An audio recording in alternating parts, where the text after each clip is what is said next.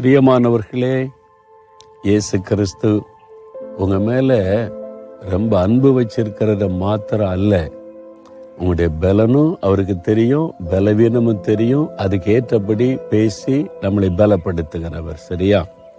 இன்னைக்கு உங்களை பார்த்து என்ன சொல்றாரு தெரியுமா? நியாயாதிபதிகள் 6:12 பராக்கிரமசாலியே, கர்த்தர் உன்னோட இருக்கிறார். என் மகனே, என் மகளே, நீ பராக்கிரமசாலி. ஏன் தெரியுமா? நான் உன் கூட இருக்கேன்ல, பிறகு பயப்படணும். இங்க கிதியோன் என்கிற ஒரு மனுஷன், ஒரு வாலிபன், நல்ல திடகாத்திரம் உள்ளவன், எதிராளிகளுக்கு பயந்து தன்னுடைய வயலுடைய விளைச்சலை பாதுகாக்க பயந்து கொண்டே போரடித்து கொண்டிருந்தான். அவன் சூழ்நிலை பார்த்து பயந்து கொண்டிருக்கிறவன்.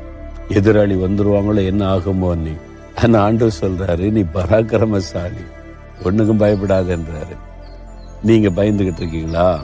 உங்க வீட்டுல, வேலையில, பிசினஸ்ல, ஏதோ ஒரு சூழ்நிலையில பயப்படுத்துகிற மாதிரி சூழ்நிலை வந்திருக்குதா? என்ன செய்யறது நீ கலங்குறீங்களா? ஆண்டவர் சொல்றாரு, நீ பராக்கிரமசாலி, பயப்படாத. ஏன் தெரியுமா? கர்த்தர் உன் கூட இருக்கிறார். ஆண்டவர் சொல்ல, நான் இருக்கல உன் கூட. அப்ப நீ பராக்கிரமசாலி தானே. பராக்கிரமம் செய்கிற கர்த்தர் நான் கூட இருக்கிறேன். அதனால நீயும் பராக்கிரமசாலி தான். சத்துருக்கள் உன்னை ஜெயிக்க முடியாது.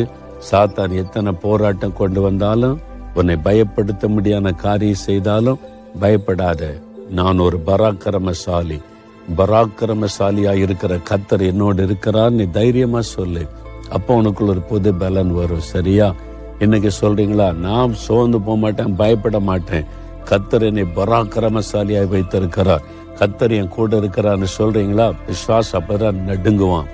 உங்களை பயமுறுத்த வந்தவன் பயந்து ஓடி போயிடுவான். சரியா? இப்ப சொல்லுங்க, ஆண்டவரே, நீங்க எனக்கு பராக்கிரமசாலியாய் கூட இருக்கிறதுனால நான் பராக்கிரமசாலி.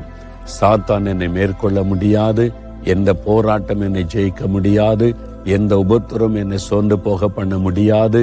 என்னை பராக்கிரமசாலியாய் வைத்திருக்கிறீர். நீர் என்னோட கூட இருக்கிறீர். நான் பராக்கிரமசாலியாக இருக்கிறபடியினாலும் துதிக்கிறேன். நீர் என்னை பலப்படுத்தினதற்காக ஸ்தோத்திரம், ஸ்தோத்திரம். இயேசுவின் நாமத்தில் ஆமேன், ஆமேன்.